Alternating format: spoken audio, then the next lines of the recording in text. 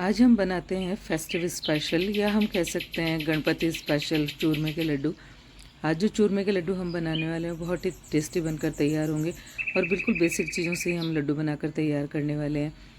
तो चलते हैं, ले लेते हैं आटा। जो नॉर्मली हम घर में आटा इस्तेमाल करते हैं वही वाला आटा ले लेना है और उस आटे में डाल लेते हैं 2 बड़े चम्मच घी।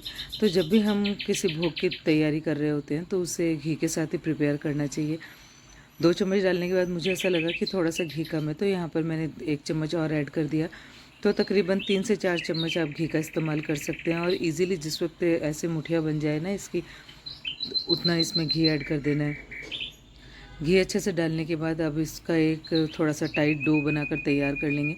रोटी का जो डो बनाते हैं वैसा नहीं बनाना है, हमें थोड़ा-सा टाइट डो ही बनाकर तैयार करना है। क्योंकि जो आज हम चूरमा बनाने वाले हैं उसे तलकर बनाने वाले हैं। तो एक तरीके से राजस्थान में जो तलवा चूरमा बनता है, जिसकी रेसिपी मैंने आपके साथ पहले भी शेयर की हुई है, वो भी इसी तरीके से बनाया जाता है। पर आज हम इसको थोड़ा-सा ट्विस्ट देने वाले हैं। तो हम इसके लड्डू भी बनाएँगे और इससे हम गणपति बप्पा के लिए मोदक भी बनाकर तैयार करेंगे। तो एक टाइट डो लगाने के बाद इसका एक छोटा-सा पोर्शन ले लेते हैं और उसको इस तरीके से अंगुलियों की सहायता से एक डिज़ाइन दे देते हैं, ताकि जब हम इसे कुक करें तो ईज़िली कुक हो जाए। मोयन डालने से क्या होगा, ये अंदर से बहुत ही खस्ता बनकर तैयार होंगी। तो मोयन भी हम घी का ही लगा रहे हैं और यहाँ पे क्योंकि हम भोग के लिए मोदक बना रहे हैं तो मोदक भी हम घी में ही बनाकर तैयार करेंगे। अब सारे इसी तरीके से जो हमने ये मुठिया बनाई थी ना उसे तल कर तैयार कर लेते हैं। तो आपको इसे एक बार को घी अच्छे से गर्म कर लेना है, उसके बाद मीडियम फ्लेम पर ही कुक कर तैयार कर लेना है। अगर आप हाई फ्लेम पर इसे कुक करेंगे तो ये ऊपर से अच्छे से कुक हो जाएगी लेकिन अंदर से कच्ची रह जाएगी। तो जो आप मोदक बनाने वाले हैं, जो चूरमा बनाने वाले हैं ना, वो चूरमा अच्छा नहीं बनेगा, क्योंकि अंदर से जब ये आटा जो है वो अच्छे से नहीं कुक होगा तो अच्छे से मोदक भी नहीं बनेंगे। थोड़ा सा इसे ठंडा कर लेते हैं ताकि आपके हाथों को कोई परेशानी ना हो। उसके बाद इसके छोटे-छोटे पीसेस करके डाल देते हैं हम जार में और इसे पीस कर तैयार कर लेते हैं। इसको जो आज हम चूरमा बनाने वाले हैं या जो मोदक बनाने वाले हैं उससे बहुत ही ज़्यादा फ़ाइन नहीं करना है। बस दरदरा सा इसे रखना है, या थोड़ा-सा भी आप और इसे बारीक कर सकते हैं, पर बिल्कुल फ़ाइन पाउडर आपको इसका नहीं बनाना है। थोड़ा-थोड़ा करके हम इसे अच्छे से पीस कर तैयार कर लेते हैं। उसके बाद ऐड करते हैं इसमें बूरा। जब ये थोड़ा ठंडा, वैसे तो ये ठंडा ही है क्योंकि हमने ठंडा करके ये मुठिया को पीस कर तैयार किया था।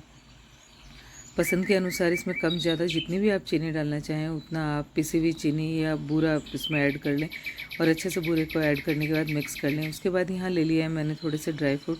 तो काजू और बादाम मैंने यहाँ लिए थे और उन्हें थोड़ा-सा जिस घी में हमने ये मुठिया तल कर तैयार की थी उसी घी में इसे पका कर तैयार कर लिया है। उसके बाद दरदरा से इसे पीस लिया है और फिर उसके बाद जो ड्राई फ्रूट्स थे उसे चूरमे में ऐड कर दिया है। फिर डालते हैं इसमें घी। तो जब भी हम इस तरीके से लड्डू बनाते हैं या जो मोदक बनाते हैं उसमें थोड़ा-सा घी ज़्यादा होना चाहिए।